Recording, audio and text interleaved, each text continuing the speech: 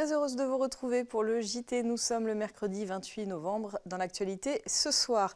Vous l'avez peut-être suivi en direct sur notre page Facebook. Hier soir, les exercices grandeur nature permettent à la population et aux services de secours de se préparer au pire. Un exercice incendie était organisé à Aix-les-Bains. Une cinquantaine de pompiers étaient mobilisés. Reportage dans quelques secondes. Nous parlerons ensuite des Gilets jaunes. Ils sont quelques-uns à se relayer à Margencel depuis une dizaine de jours. Un village d'irréductibles que Jean-Paul Crespi a rencontré. On commence avec une première. Une simulation d'incendie a eu lieu effectivement hier soir dans le centre-ville d'Aix-les-Bains. Une fausse fumée inoffensive a été diffusée dans plusieurs bâtiments entre la rue du Dauphin et la rue des Bains. En réalisant cette opération, la ville et les pompiers de Savoie souhaitent notamment transmettre à la population aixoise les bons gestes. Emmanuel Jaude et Juliette Vincent-Seigné étaient sur place. Reportage. Départ d'incendie dans le secteur de la place Carnot.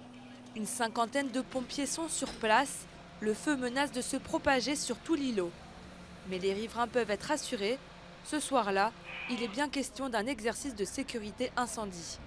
Alors, c'est un énorme scénario qui est réalisé. On fait partir le feu à un endroit. C'est simulé bien sûr par des machines à fumer, des fumigènes.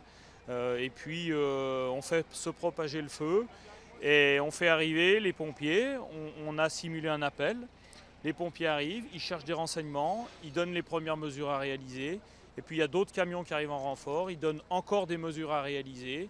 Puis après on a des moyens aériens, on a des moyens de secours à personne. Cette simulation est une grande première pour la cité thermale. Pourtant, la ville a connu dans le passé d'importants incendies. Métropole, Splendide, Hôtel Bernascon. C'est donc l'occasion pour l'ensemble des services de secours de s'entraîner à travailler et à réagir ensemble. Ce soir, c'est vraiment d'associer la population, les sapeurs-pompiers et l'ensemble des services, qu'ils soient municipaux ou des partenaires, qui interviennent dans ce type d'opération. 3 fourgons incendie et 2 échelles aériennes étaient sur place. La police municipale et nationale, Enedis, mais aussi les services de la Croix-Rouge étaient mobilisés. Une quinzaine de familles ont été évacuées lors de l'exercice. Alors dans ce genre d'opération, souvent on a des populations déplacées. Donc nous sommes là pour les accueillir dans ce qu'on appelle un CAI, un centre d'accueil des impliqués, et les réconforter s'il y a besoin, leur donner des boissons chaudes, voire un peu de collation. Les sapeurs-pompiers ont réussi à disperser la fumée en 2 heures. Les riverains évacués pendant l'exercice étaient invités à se rendre en mairie. Des explications leur ont été transmises sur le comportement à adopter dans ce type de situation. Chaque hiver, les services de l'État se mobilisent pour les plus fragiles. En effet, chaque année, le mois de novembre annonce le début des dispositifs hivernaux. Partout en France, en Savoie, près de 300 places d'hébergement d'urgence sont ainsi rendues disponibles. À Chambéry, l'association La Sasson accueille de nombreuses personnes dans des centres le temps d'une nuit ou plus. Créée en 1994, l'association reste un rempart contre le froid pour de nombreuses personnes accueillies. Une visite officielle était organisée hier soir en présence du préfet de Savoie. Clémence Roaldès était sur place. Le dispositif de veille et d'hébergement d'urgence en période hivernale est activé depuis le 1er novembre à Chambéry. Au relais Grand Froid, c'est en moyenne 10 appels par jour pour une demande de place, des personnes qui sont dans des situations de grande précarité. On a tout public, on peut aussi bien avoir des personnes primo-arrivants, en demande d'asile, des jeunes en errance, des personnes de droit commun, on a des jeunes saisonniers qui viennent chercher du travail. Voilà, on a tout public. Avec une capacité d'accueil de 28 lits, le centre reçoit des personnes redirigées par le SAMU social. Nous sommes rentrés dans une période où les degrés ont baissé la nuit en particulier et il faut veiller à ce que les gens puissent être mis à l'abri. Le relais Grand Froid offre un lit pour la nuit, un repas chaud et une douche. Une parenthèse pour certains qui aimeraient pouvoir y rester plus longtemps. Je pense que c'est déjà bien qu'on a un lieu pour être chaud, pour dormir. Bon, le problème, c'est que ça ouvre à 19h30 et ça ferme à 7h30 le matin. Donc du coup, tout le reste de la journée, on traîne dehors ou alors à l'accueil de jour qui est à côté. Et c'est difficile, quoi. Céline pense rester dormir tout l'hiver au centre. Reste que ces aménagements sont trop peu nombreux et souvent vieillissants. Le nombre de places qui est consacré dans le département a augmenté ces dernières années, avec un dispositif plus important l'hiver notamment, et qui se répartit sur l'ensemble du département. Donc le travail est déjà mené. Le point sur lequel nous travaillons maintenant serait éventuellement, dans certains cas, d'avoir une modernisation de certains locaux. Sur le département de la Savoie, 180 places sont disponibles en période grand froid. 75 places supplémentaires peuvent être débloquées en cas d'extrême froid. Un dispositif qui s'ajoute aux 104 places ouvertes toute l'année. Et on reparle des gilets jaunes. À Margencel, depuis plus de 10 jours, des gilets jaunes occupent le rond-point sur le principal axe routier conduisant à Thonon. Ils se sont depuis organisés et ont créé ce qu'ils appellent leur village d'irréductibles gaulois, une appellation qui donne le ton de leur mobilisation et de leur détermination. Jean-Paul Crespi est allé à leur rencontre. Aucun blocage, juste un filtrage. Les gilets jaunes du village des irréductibles gaulois réfractaires sont déterminés. Ils occupent le rond-point de Margencel jour et nuit, en dépit du froid et de la pluie. Malgré la fatigue, ils ne doutent pas de leur mobilisation. Les revendications sont connues et sur le site, la vie s'organise.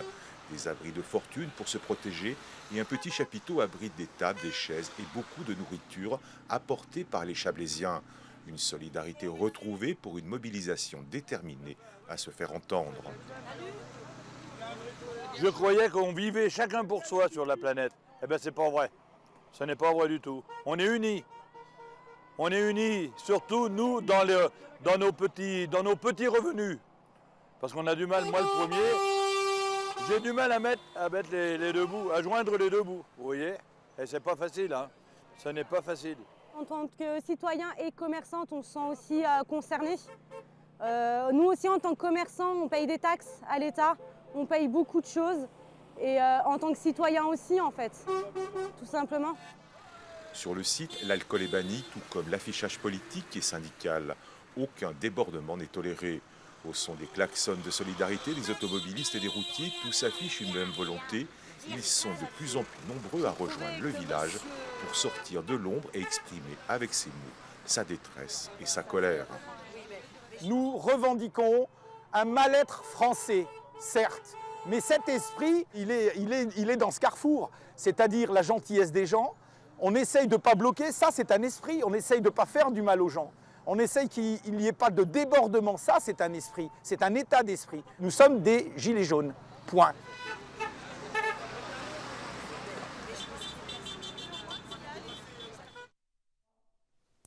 Suite de notre série de la semaine.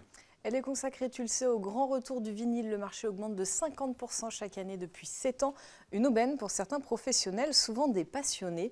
3 associés se sont ainsi lancés dans le pressage de vinyle. La manufacture, créée il y a 1 an et demi à la Tuile, au bout du lac d'Annecy, est le seul presseur de Rhône-Alpes. Depuis, l'entreprise a d'ailleurs reçu le prix Initiative Grand Annecy. Petite visite à la rencontre de l'équipe. C'est une histoire de température, de chaud, de froid. C'est une histoire de billes aussi, de petites billes de plastique que l'on chauffe, presse, refroidit. C'est surtout une histoire de passionnés, celle de 3 associés qui croient en l'avenir d'un objet du passé, le vinyle, un objet qu'il a fallu apprendre à dompter. Là, c'est un ingénieur du son qui vient graver la laque. Et après, à partir de cette laque, donc ça c'est pour chaque disque, chaque face bien sûr, et à partir de cette laque, par électrolyse, on va obtenir ce qu'on appelle un stamper. C'est la matrice, le négatif du disque en fait. Et c'est ce qu'on va utiliser dans la presse. Il y a un temps de refroidissement et un temps de chauffage qui fait que le PVC va remplir les sillons de la bonne façon, quoi. Le son ne va pas être le même non plus. La presse fonctionne depuis 1 an, mais il a fallu beaucoup de travail en amont pour se former à ce nouveau métier. Parcourir les sociétés de pressage aux 4 coins de l'Europe.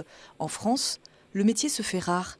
L'équipe a eu la chance de gagner la confiance de professionnels au regard aiguisé. On travaille avec des artistes et des labels indépendants et plus sur des séries, petites séries comme on dit, mais enfin bon, 200 à 2000 exemplaires.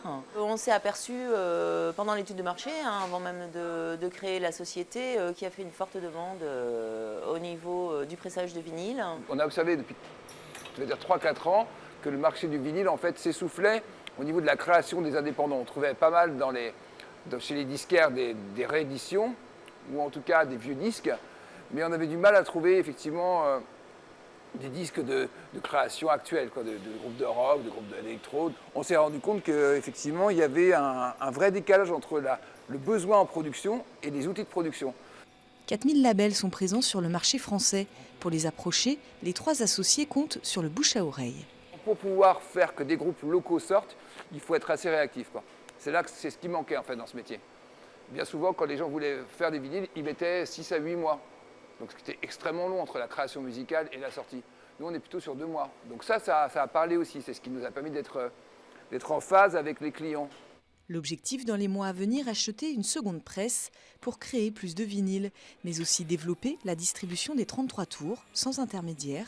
L'histoire ne fait que commencer. Demain... J'ai un petit pied. Et demain, pour le 3e et dernier épisode de la semaine, nous irons à Annecy où une boutique vend des vinyles d'occasion depuis 3 ans, un lieu de rencontre pour la communauté de passionnés. C'est à toi. Un peu de culture pour finir. À Annecy, la culture s'ouvre au jeune public pendant 1 mois avec l'événement autour des enfants. Plus d'une 60aine de représentations, ateliers et conférences sont organisés jusqu'au 23 décembre prochain dans les différents espaces culturels du bassin annécien. Le week-end du 22 et 23 décembre, un temps fort est organisé à Bonlieu avec notamment quelques spectacles gratuits. On écoute des réactions recueillies lors de la conférence de presse.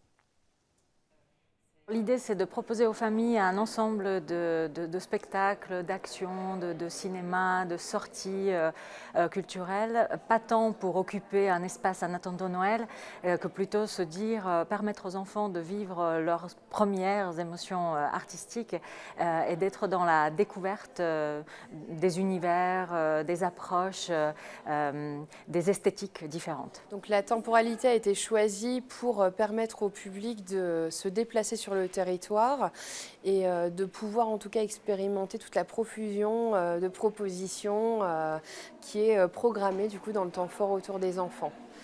L'idée, c'est vraiment d'amener les enfants et les parents à découvrir dès le plus jeune âge, voilà, d'avoir un premier contact avec un artiste, avec un objet artistique, qu'il soit cinématographique ou spectaculaire, voilà, d'expérimenter en tout cas ça et de dès le plus jeune âge, se faire l'œil du spectateur. C'est la fin de ce journal. Merci à toute l'équipe pour sa préparation. Merci à vous de votre fidélité à l'info sur 8 Mont Blanc. Seb, je te laisse conclure. Nous, on se retrouve demain pour un nouveau JT. Passez une très belle soirée.